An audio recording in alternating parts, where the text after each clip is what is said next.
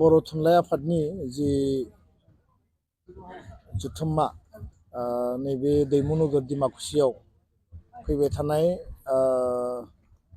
9, 10, 11, 12 बेयाव खुंफुंनो थांगासिनो दङ। मिरुजों लोगोसे जिल्ला आफादा बेयाव खुंफुंगोन आरो दिनै जिहेतु जथुम्माया खाथिथारसै जोङो दुलाराय बर' फरायसा आफादनिफ्राय बेयाव जिखिनि बानजाय आफादा गासै जि प्रिपेरेसन खालामबाय थादों बेखौ जोङो खौरां लानो फैदों आरो आंजों लोगोसे बे रिसेपसन कमिटिनि वार्किं चेयारमेन दङ दावबाय खबर लाफैदों गोबां खौरां लाफैदों जोंनि दखरा जिल्ला आफादा बेयाव नांथाबनानै दङ आरो जिखिनि प्रिपेरेसन जादों दासिम जथेस्थ' प्रग्रेसा आवगायबाय थेवबो जिखिनि मावबावनांगौ दङ समा जिहेतु आखायाव सप्ता खनसेल'सै आरो बे दैमु नोगोराव गासै नेपालनिफ्राय बांलादेशनिफ्राय त्रिपुरानिफ्राय मेघालय वेस्ट बेंगलनिफ्राय दिल्लीनिफ्राय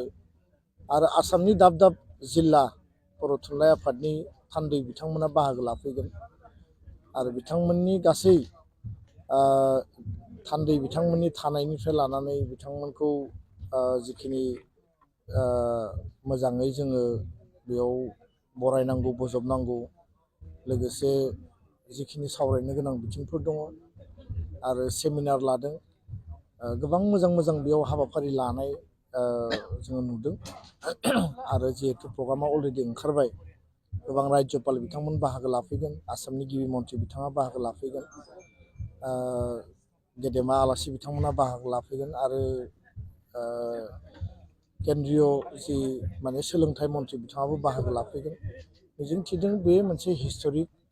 आरो मोनसे बर' हारिनि राव थुनलाइनि जौगानायनि बिथिङाव हारि दानायनि बिथिङाव आगानसे सिगनिफिकेन्ट बिहोमा होगोन दुलाराय बर' फरायसा आफादनिफ्राय जोङो जेसेबां हाबा मावनांगौ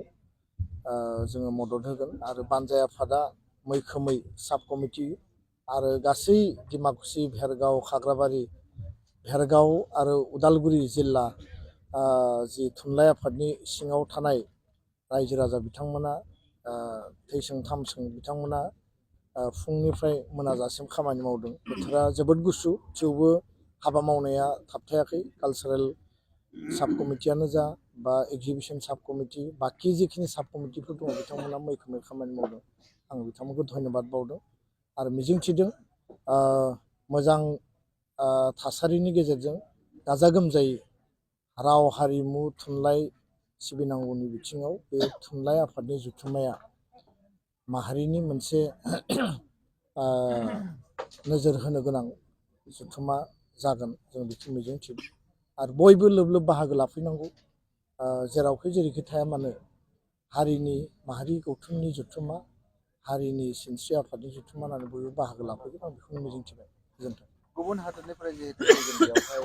माखासे आलासिफोर आरो थान्दैफोर बिथांमोननि थाखाय माबा बुंनांगौ दङ नामा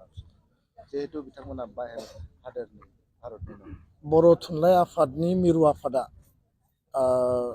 नेपालनिफ्राय फैनो गोनां बा बांलादेशनिफ्राय फैनो गोनां जोंहा मेसे बिथांमोन बा ककबरक बिथांमोन जि दङ बिनि गासै जगाजगखौ खालामदों आरो बिथांमोननि गेजेरजोंनो बिथांमोनखौ लाबोनायनि थाखाय गासै एरेन्जमेन्ट बेब'स्थाया जादों दा बेखायनो बिथांमोनाबो जिहेतु थुनलाइ आफाद गावबागाव माने जायगायाव दंखायो आरो बिथांमोना जिहेतु अर्गेनाइजेसनखौ खालामखादों थुनलाइ आफादनि मोनफ्रोमबो जथुम्मायाव बाहागो लाबोदों माब्लाबा गोख्रोङै बाहागो लाबोदों माब्लाबा मोजोमसेयै बाहागो लाबोदों आं मिजिंथियो जे बिथांमोनखौ माने जि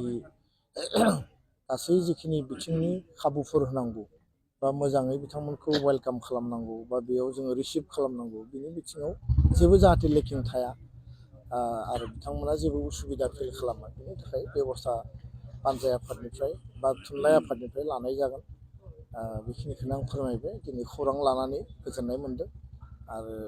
गाजा गोमजायैनो मोजां थासारिनि गेजेरजों बियो बारलांगोन आङो इसोरनि खाथियाव आर'ज गाबबाय